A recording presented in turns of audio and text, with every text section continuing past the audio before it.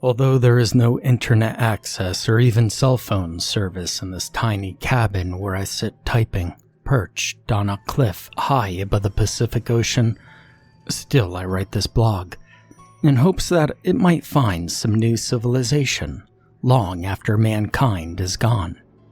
That this may be a testament to one man who found faith in religion after doubting for so long. You see, I was never a spiritual or a superstitious man. I was a man of science, a student, a marine biologist. Before this, I never had what one would call faith in anything resembling religion. To me, it was all math, everything. The strange mutations of life were simply an exponential progression of evolution.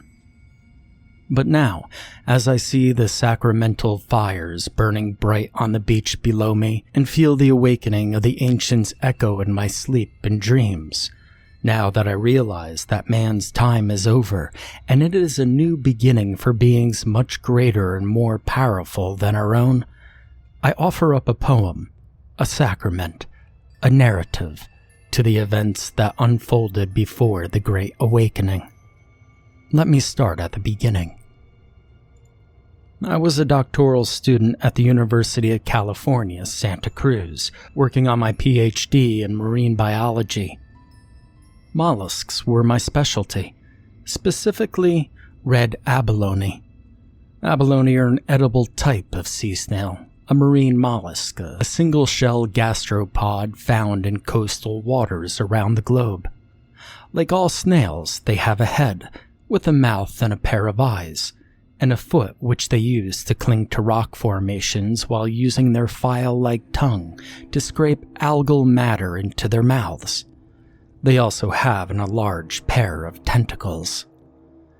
They're considered a delicacy, their flesh being comparable to calamari. Red abalone, the largest and most prized of the species, are found only on the west coast of North America. Red abalone are not endangered, but because of overfishing and acidification of the oceans, they have become rather scarce. That is why California put a ban on the commercial fishing of them in the 1990s. They could be harvested for personal use only north of San Francisco, April through November, with a hiatus in July, and with a limit of only 3 a day and a total of 18 a year. Since I was writing my doctoral thesis on the red abalone, it was deemed that I should spend the summer in a tiny fishing village called Shelter Cove. There I would study, measure, count, and map the abalone, and also report any suspicious activities relating to abalone poachers in the California Department of Fish and Wildlife. And so, when the school semester ended in June, I packed up all my gear. Scuba set, books, slides, specimen jars, microscopes, and I strapped my kayak to the roof of my trusty old Subaru Outback and headed up north Highway 101 for Shelter Cove. Shelter Cove is a quiet little hamlet on the coast of Humboldt County. The sign as you enter declares it an island in time. There's only one long, winding road in, which climbs up to nearly 2,000 feet as it transcends the summit of the King Range Mountains, and conversely, only that one twisting, dangerous, cliff-strewn road out. To the south is nothing but inaccessible shoreline facing steep cliffs, dotted with pockets of tiny beaches where the surf smashes down on jagged rocks, and deep, dangerous tide pools. To the north, it's relatively the same, only a thin, potholed dirt road winding over the cliffs slightly to the east. And this is why this area is known as Humboldt's Lost Coast. The brave do surf and kayak here, but it has a notorious riptide, and once, an entire troop of tired Boy Scouts resting on the beach were swooped up by a sleeper wave and sucked out to their deaths in the ocean's depths. The lodgings that were given to me consisted of a small cabin, nothing more than a shack really, perched high upon a cliff face. To the right, I could see the boat launch the fishermen used, the caged-in area where they gutted their catch, A small stretch of beach lay where the locals would drive their pickup trucks onto the sandy shore and drink beer and barbecue. To my left was another stretch of beach they called Dead Man's, separated from the boat landing by a jutting cliff. Dead Man's, a favorite surf spot, is only accessible by the ocean. The surfers have to paddle on their boards around the cliff face to get there. The only internet access in Shelter Cove is from satellite, and the university was too cheap to put one up in the shack they had supplied me with. I couldn't even get cell phone service to use my phone as a hotspot. So when I had to post my data on the university science lab website, I would have to travel down the road a few miles to a coffee shop in the lobby of an old hotel that had Wi-Fi. There I could also manage to get cell phone service, but only in the parking lot at the top of a steep embankment. My closest neighbors lived down a rutted dirt road, a young single mom and her 9-year-old girl, Susie. On my first day, as I was unfastening my ocean kayak from the roof of my battered old Subaru Outback, Susie rode right up to me in her pink Huffy bike, an inquisitive look on her little round face. "Who are you?" she asked in that bluntly curious manner children from small towns often have. "My name's Theodore." She nodded as if she approved of my name, her eyes wandering along all of my equipment. "What's all this stuff?" "This is my scuba gear. These are my specimen jars, and these, here in these little boxes, are microscopes. And with a microscope, you could see really small stuff."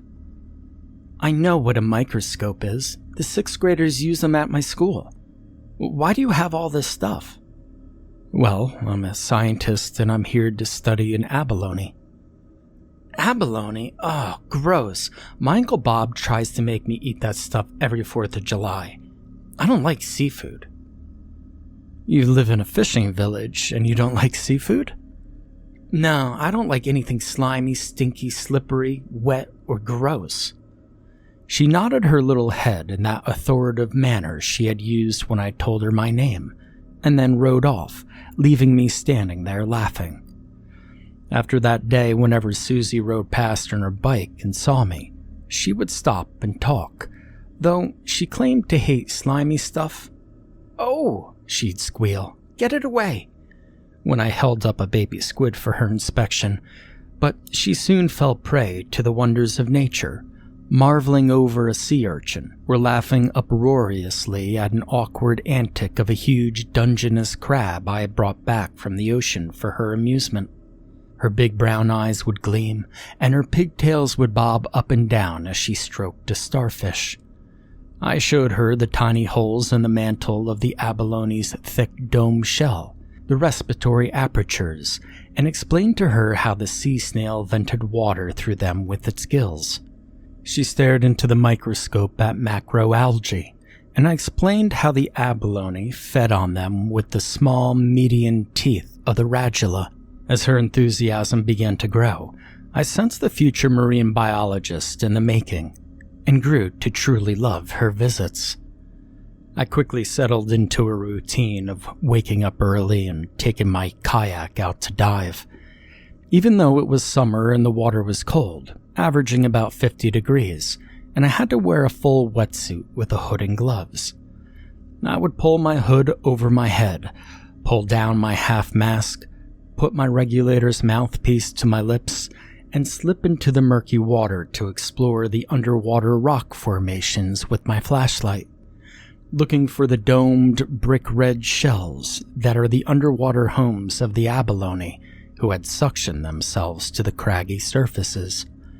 I would count and measure them, and then return to my kayak to scrawl out my findings. It was peaceful work, but it could be dangerous.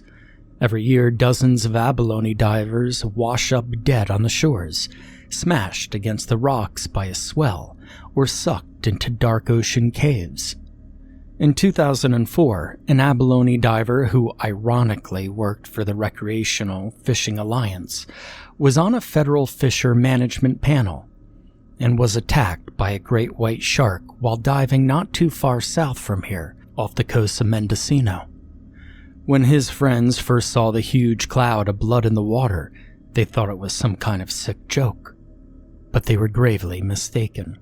His mauled and ravaged body washed up ashore a day later. In the evenings, I would type out my statistics on my laptop, their average depth and proximity to the shore, and in my free time, I would wander the desolate shoreline exploring the tide pools, while I sipped the local microbrew and sampled some of the fine cannabis the hills to the east of us were famous for. I gazed up at the sky, streaked in pink and purple, as the sun sunk down into the ocean, watching pelicans beat their wings in unison as the high-pitched wails of young harbor seals echoed off the towering bluffs. I was happy as I've ever been, and by my third week, I had charted the entire shoreline for over half a mile. At the end of the first month, I had made it through enough inroads with the notoriously secretive locals to be invited to a party. It was a wild event, held on a sprawling manor that sat on grassy hillside with the ocean spread out below it. It was the last day of June, and there would be a month-long hiatus for abalone harvesting all of July, so the abalone divers were throwing a feast. There was abalone wontons, abalone salsa, 2 kinds of abalone ceviche, abalone sausage, but the most scrumptious was the abalone wrapped in dates, goat cheese, and bacon, and deep-fat fried. All of this as well as the standard fare of salmon, halibut, cod, and oysters. Bottles of wine from nearby vineyards littered the tables, and ruddy-faced fishermen gathered around kegs of local microbrew. The sheriff was there in full uniform, and when someone passed him a joint, he puffed it and passed it on, just like everybody else.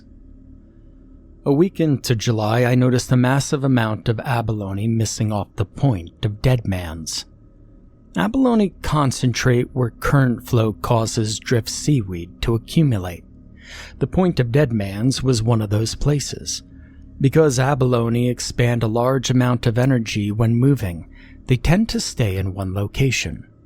Last week, the point of Dead Man's had been littered with abalone, but now there wasn't a single one left. I shone my flashlight along the submerged rocks. Nothing. I reached my hand into a narrow crevice, felt around the deep fissure for the telltale feel of those thick shells, cautious and aware that a swell could suck me into the narrow space, crush my bones, wedge me in, and trap me. Even if there wasn't a moratorium on abalone fishing going on, an absence of this size was unprecedented. This had to have been some kind of large-scale poaching. In San Francisco and Chinatown, dried abalone sells as an aphrodisiac for $2,000 a pound. Well, a haul this big could easily net over $500,000. First, I alerted the Fish and Game Department, and next, figuring that the poachers, after having exhausted the supply on the point, would now move down into Dead Man's Cove itself, and that they would most likely come in the early twilight hours, I decided to stake out Dead Man's Beach to see if I could catch the poachers if they returned. The only way accessible to Dead Man's Cove is over the ocean, and so I hauled my kayak out to the boat launch, slipped it into the dark water, waves lapping at the concrete pier, jumped in and paddled out. There was a full moon, but the fog was rolling in thick across the relatively calm water. I kayaked past the beach where a few pickup trucks were still parked, surfers relaxing on the shore and having a few beers after a day of riding the waves, and I made my way around the towering point of Dead Man's, carefully avoiding the crescent of jagged rocks that rose up out of the black water and the fog. Paddling into the small cove, I rode the surf up onto the beach. Pulling my kayak across the black, pebbly sand to the cliff face, I found a small cave Nothing more than a craggy wrinkle in the bluff, and I tucked my kayak into it, camouflaging it with driftwood, dried seaweed, and a few handfuls of sand. With my kayak hidden, I hiked down the beach, and behind a large, washed-up tree stump, I set up my small one-person tent. I hunkered down for the night, staying awake for a good while, and then drifting off into a light slumber, determined to sleep lightly and awaken as early as I could. In the middle of the night, I awoke to a garbled noise. I at first assumed it was the yapping of sea lions, but as sleep left me, I realized it was human voices. It sounded like they were singing or chanting. I poked my head out of my tent. The entire beach was now draped in a thick shroud of fog, but when I peered out into the distance, I was startled to see a mass of orange flames flickering up into the night sky. It was a huge bonfire, and silhouetted around it appeared to be a circle of people. Was I dreaming? I blinked my eyes and focused on the fire, and yes, around the fire was a ring of people in black hooded cloaks. They held hands and slowly circled around the flames, chanting, with the fog swirling around them. On the outside of the circle were others, also in dark cloaks, remaining still as statues, holding torches. They couldn't see me hidden in the fog behind the massive log, and I watched curiously. It was definitely strange, but I just assumed it was a bunch of teenagers getting weird, or maybe even a coven of old hippie Wiccans getting their witch on. Either wouldn't be unheard of in these parts. I watched this strange ritual for over an hour until they were done. Then they responsibly put out their fire, which honestly impressed me, burying its smoldering remains in the sand, and wandered up into a ravine where a trail took them up the cliffside.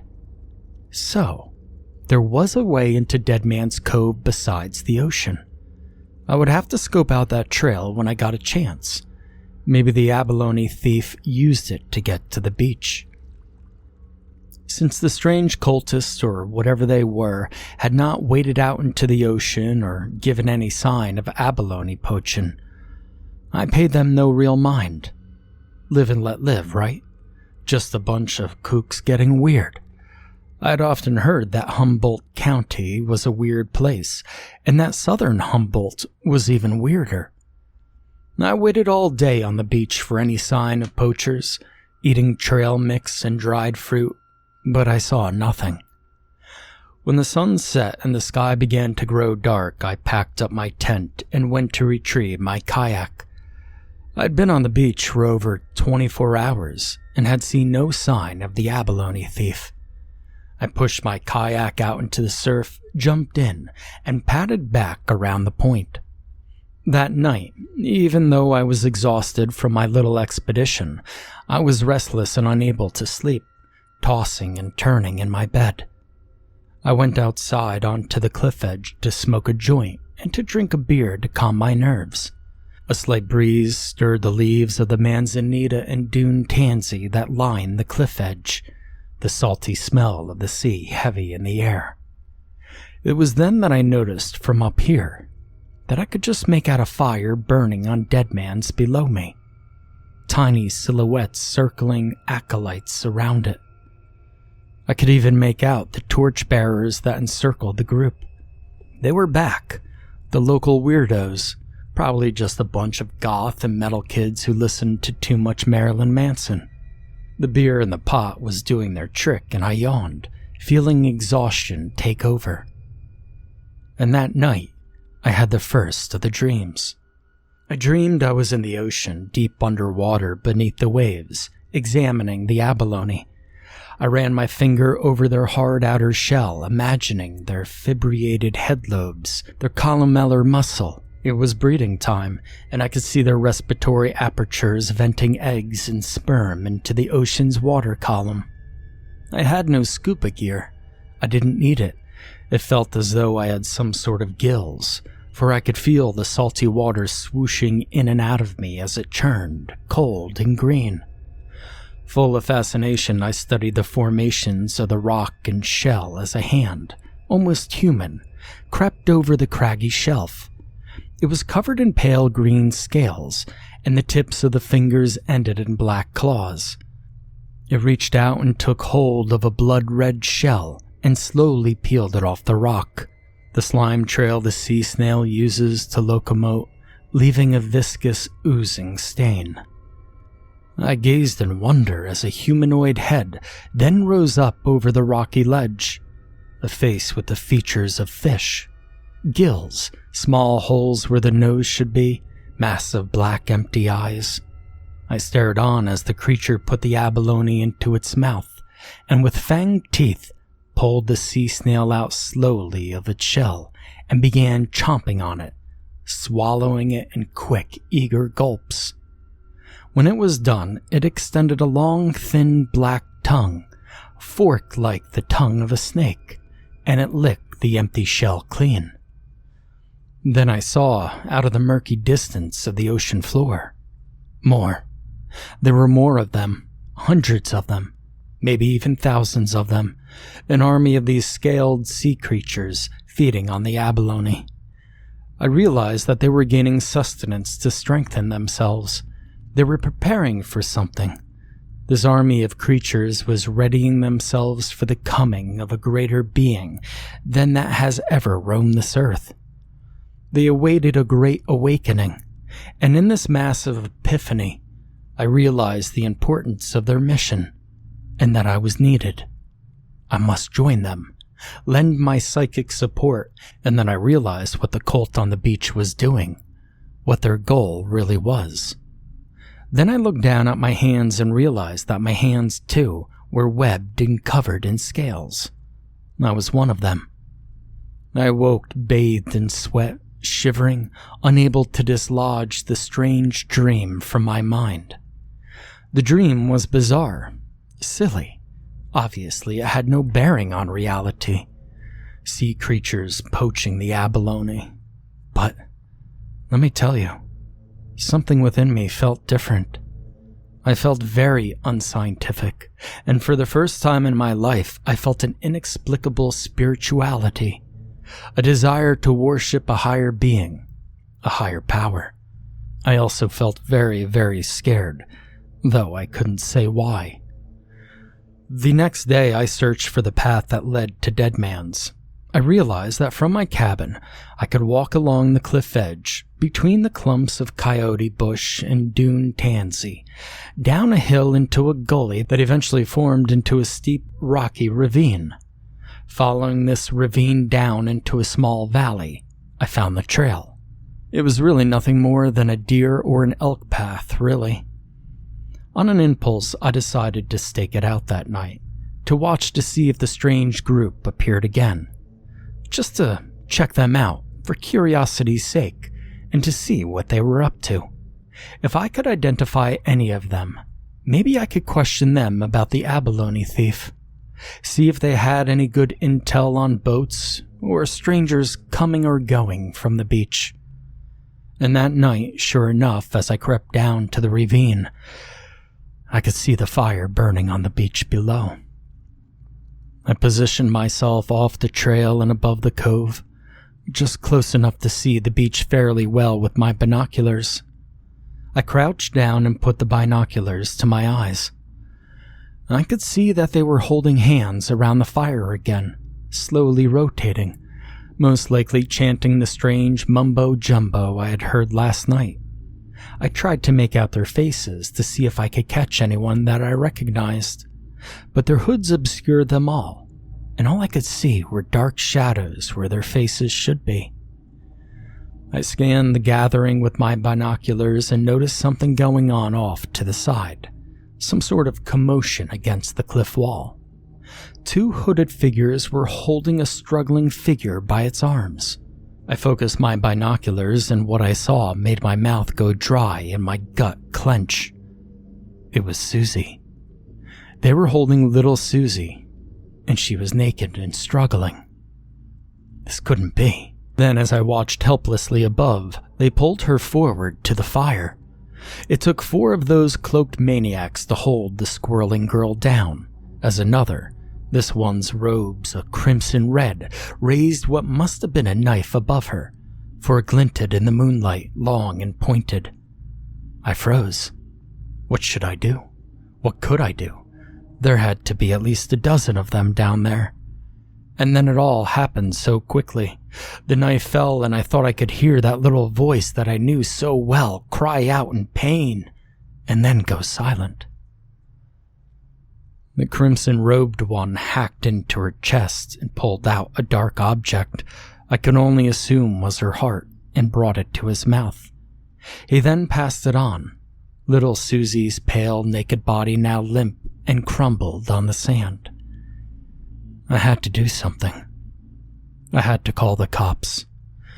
I spun around and clawed myself up off the ravine, and as I did, my foot slipped and I sent a shower of pebbles and dirt down into the mist-covered gully. I froze, my mouth dust dry, clinging to the rock face. Had they noticed? With a pounding heart, I started to get back up. Once I got to the top, I sprinted over the bluffs to my Subaru, now out of breath and huffing. Fumbling with the keys, I started the engine and I sped down the road. I squealed into the parking lot of the Inn of the Lost Coast. I leapt out of my car, and with sweaty, shaken hands, I dialed 911 on my iPhone. When I told the operator what had happened and where I was, she transferred me to the sheriff. "Calm down," he said. "Explain to me what had happened again." "I saw them kill her," I said. "Kill her and eat her heart." "Who?" "Susie Anderson." "Susie Anderson, that lives in the corner of Toth and Steelhead? With the mother Kathi?" "Yeah, I'm sure it was her, on the beach at Dead Man's." "Now you saying she's been murdered?" "Yes, sir." "By a cult in hoods on the beach?"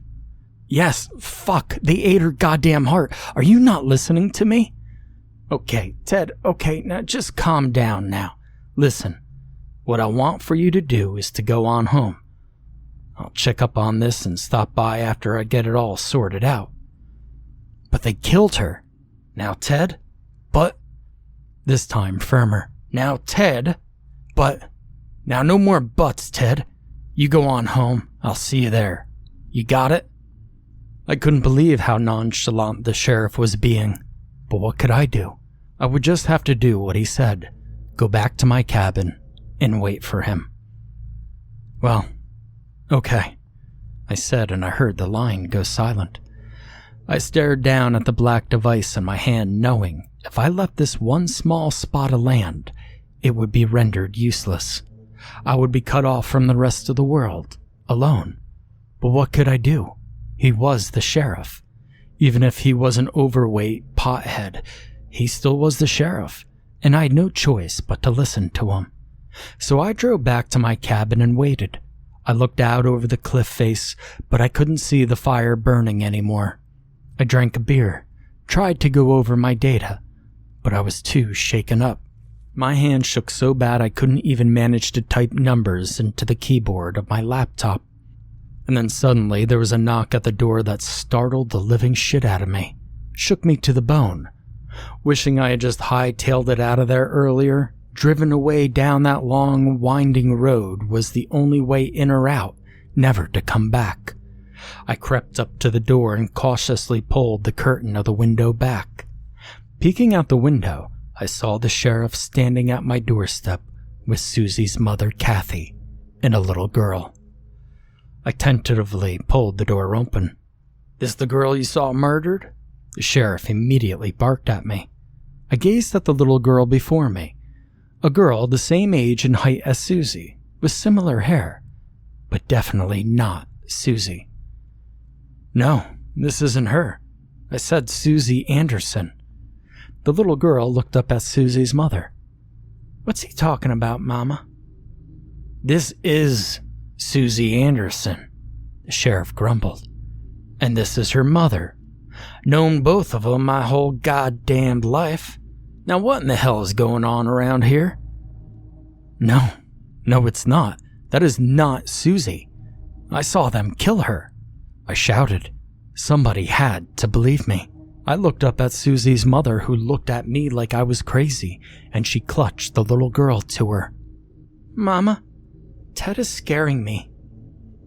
"Okay, now you two go wait in the car," the sheriff mumbled, waving Susie's mother and the little girl along. He then put one of his big beefy hands on my shoulder and pushed me into the cabin. "Now you listen, mister, you listen good. You're scaring that little girl half to death, and you need to tell me what the fuck is going on." He spoke into my ear, and his breath was hot on my face. "You on drugs? Doing a little meth to stay up at night? Do your research? Are you a meth head?" He gazed suspiciously around the room. The specimen jars full of bugs and mollusks, the beakers of seawater samples and glass slides. "Do I gotta get a warrant from my old buddy Judge Johnson to come here and search this place?" "Am I on drugs?" I shouted. "Me? I saw you smoking a joint just the other day." He laughed a hearty laugh and grinned a big shit-eating smile. "Well, hell, son. Well, that's for my glaucoma. I've had medical marijuana for over 15 years. Was one of the first people in the cove to get it. Hell, everybody knows that." I was starting to feel dizzy. The room was beginning to slowly rotate. Yo, you alright, son? Hey, you don't look so good." "But the fire on the beach. Did you check out the fire?" "Yeah, I went down there. Looks like a bunch of kids was having a party. Left fucking beer cans everywhere. But shit, they're gone now." "You went down? How?" "How do you think I walked?" "You know about the secret trail." "Secret trail? Goddamn, son, you're a dumb one, aren't you?" "Well, that fucking trail ain't no secret. Everybody knows about that trail." I staggered back. The sheriff pulled out a chair and pushed me heavily into it. "I saw it. I saw them kill her and eat her heart." "You didn't see a goddamn thing, son. Sometimes the light of the moon reflecting off the water, the sound or the rhythm of the ocean, well, they can play all sorts of tricks on your mind. Trust me, I've seen many a good men go a little crazy out here. Shelter Cove is known to have its share of crazies, and they didn't all start out that way." I sunk my face into my hands and I shook my head. But I... He put his big mitt of a hand on the back in a tender way and gave me a pat. "I tell you what, son. You all get some rest. You sleep on it. Hell, I'll come back tomorrow afternoon and we'll talk again. Even take a little walk down to that beach. I'd like a walk with a scientist guy like you. Hell, maybe you could still tell me what some of that weird-looking shit in the tide pool is." How I fell asleep that night, I don't know. It was as if I'd been drugged. I drank half a beer and a great sleepiness fell over me, and I stumbled to bed with my eyes heavy and was asleep before my head hit the pillow. That night, the final dream came to me and I had a great realization. I was in the ocean with all the other deep ones, the cool, salty water swishing in and out of our gills, the light of the moon sending out great shafts of pale light through the deep, murky waters. Of course, we were harvesting abalone, eating some of our own for strength, bringing back armfuls of others for the great one who slept out into the ocean depths, the Dark Lord who was awakening and who would soon rise in a fury of black leathery wings and tentacles. The next day, the sheriff arrived at my house, as he said he would. He brought with him a box. I opened it to find a large black, hooded cloak. I slipped the cloak over my head, pulled up the hood, and together we walked down to the beach to start the fire and await the arrival of the others.